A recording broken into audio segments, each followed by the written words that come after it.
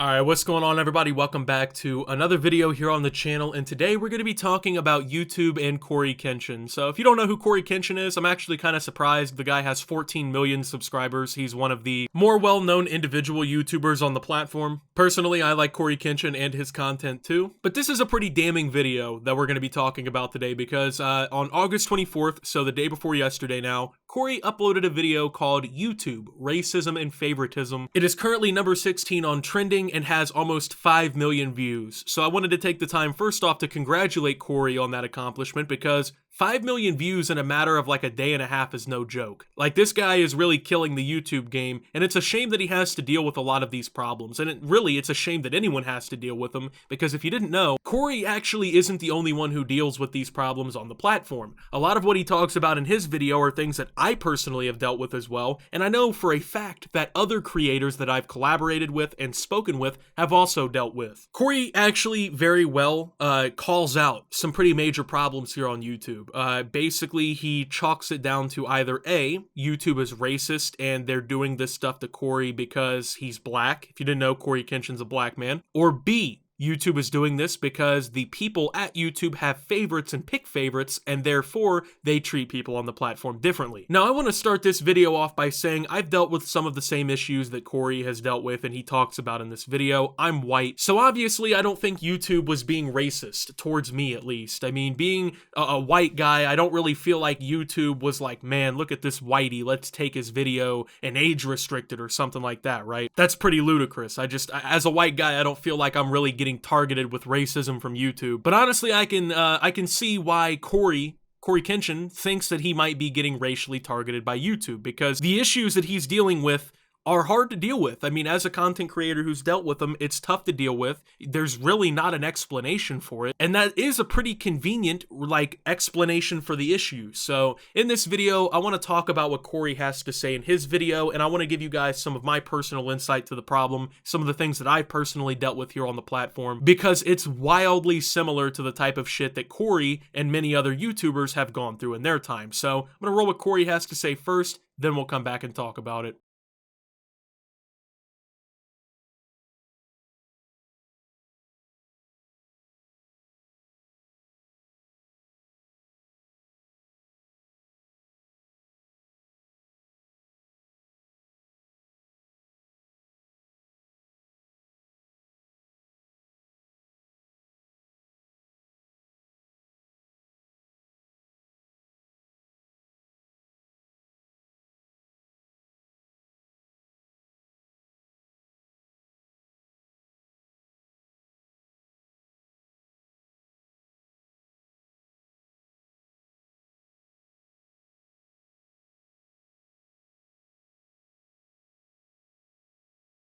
So this is a major problem with the YouTube entire business line at this point, man, is the appeal system, right? So basically, the appeal system's in place so that if YouTube makes a mistake during like rating your videos or age restricting videos, you have an opportunity to plead your case and potentially reverse the bad decision, right? Pretty good system, you would think, except it quite literally never works. So I have never had an appeal overturned that I can remember. Every time I've ever appealed anything, YouTube has stuck by their guns and said that their decision was right. And on top of that, YouTube has this tendency of reviewing your shit instantly somehow. So they supposedly have a human reviewer, keyword human reviewer, sit down and watch the entirety of your video to make sure that their whole situation was right. But yet I've had 20-minute videos get appealed and reviewed in 6 minutes and be denied. So obviously it would be impossible for them to watch through that entire video and figure it out. But yet I've had that happen numerous times now. And it seems like Cory has also had a lot of problems with the appeal process because, well, he appealed the decision made against his video, and guess what?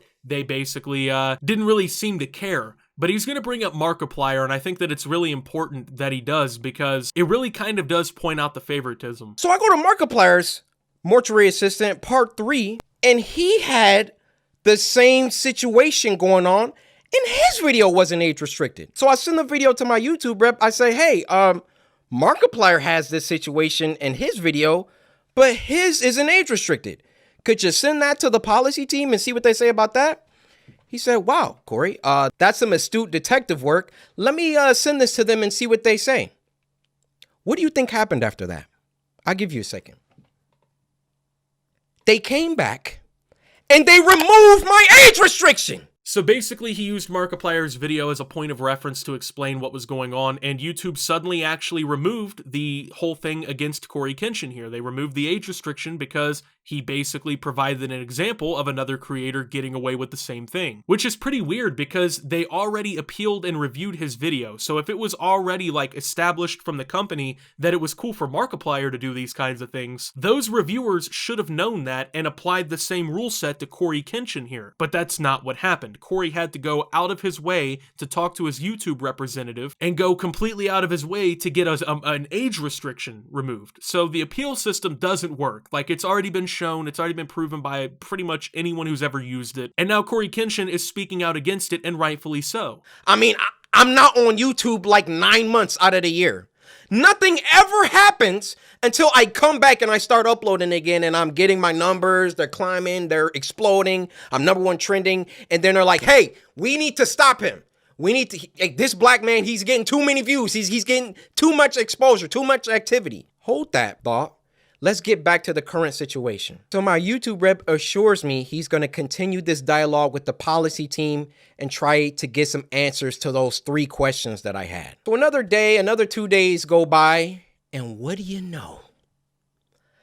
They re-age restricted the video. Alright, so at this point, poor Cory, man, is just going through the ringer, you know. First they age restrict it, then they say, oh, hey, we were wrong because, well, you provided an example of another creator getting away with it. And then they re-age restrict the video after he just simply has some questions. At this point, I would be fucking irate, you know what I mean? Because this is ridiculous. This is just the type of stuff that should never happen. If you make a secondary decision to, like, reverse that strike on that person's content, that should be it. It shouldn't even matter, you know what I mean? Point blank period. Like, that should be the permanent answer to it. If you revoke what you said, you don't get to come back and then reverse that again. You don't get to play both sides and jump back and forward like that, right? I think that's pretty fucking ridiculous, especially from a billion-dollar company. But that's exactly what YouTube does. This platform, this company, they don't even understand their own fucking rules. The people who do the appeals and like review people's content and watch these kinds of things to kind of see what's going on, they apparently don't even know the rules and the guidelines to the platform that they literally enforce, to the point where people like CoryKenshin are getting flip-flopped like a pancake on the decision against one of their videos. I don't even understand how something like this happens. Like, is it just incompetence in the team, or are they not communicating enough? I have no idea. I don't know. YouTube doesn't communicate with us, so we don't know what the problem is. All we know for sure is there's a pretty major problem on the platform, and YouTube has done nothing to address it, and it's resulted in people like CoryKenshin getting completely screwed over. They got called out, and then they had to go back and say, oh, whoa, okay, we see the narrative that he's kind of pushing here. We need to take some steps back. We need to just age restrict them both and be done with it. You thought that I wasn't gonna like talk about this, make a video about it? You realize how bad this looks for you, YouTube. You realize how unfair this comes across. I, in all my years, have never seen a video get age restricted, de-age restricted, and then age restricted again. Have any of you ever seen that happen before? They saw that I saw that there was some unfair stuff going on, so then they tried to appease me by de-age restricting the video. I say, wait, why are you doing that? Because I sent Markiplier's clip. And then they say, oh, okay, well, let's just age restrict them both. Why is my channel so much more heavily scrutinized than my peers? My peers, and when I say peers, I mean people around my level, around my view count, just to keep it simple. Why is my channel so much more thoroughly scrutinized? Especially so when I've been #1 trending multiple days in a row, which I've done multiple times. And every single time I start to get an uptick in traction, an uptick in activity, here comes YouTube coming through. Hey, let's get him for that video from 2019. Yeah, you see this, Cory? No, this is bad. It wasn't bad the 9 months that I was off the platform. So Cory's point here is that every time he comes back to YouTube, if you didn't know, he's actually pretty inactive on his channel a lot of the time out of the year, he's basically hit by some random stuff from YouTube. He makes the point that, well, it doesn't really happen when he's not on the platform, but suddenly when he comes back to uploading and when he's trying to grind out his content again and do different things, all of a sudden, you know, YouTube, they jump in out of nowhere and they just start attacking his channel. They flag him with something, or they hit him in the age restriction category. Some way, somehow, they basically target Cory. And he's noticed that this happens to him far more often than it happens to the people around him, you know, his peers, the channels of similar sizes and influence. So this is part of the reason why he says it's either racism or favoritism. Either A, they're racist towards Cory because he's a black man, or B, they're playing favorites because they have a personal vendetta against him, or they enjoy other creators more, or something, right? We don't really have the answer to that question. We really don't know. We don't know if it is really just like some people at YouTube that just don't like Cory or whatever, or if it's just actually them being stupid, you know? Like there's no real answer to the question yet, because YouTube doesn't communicate or do enough to actually show out, you know what I mean? Like YouTube is just, it's a company where you can never truly know what's going on because they don't communicate and they make random ass decisions like this.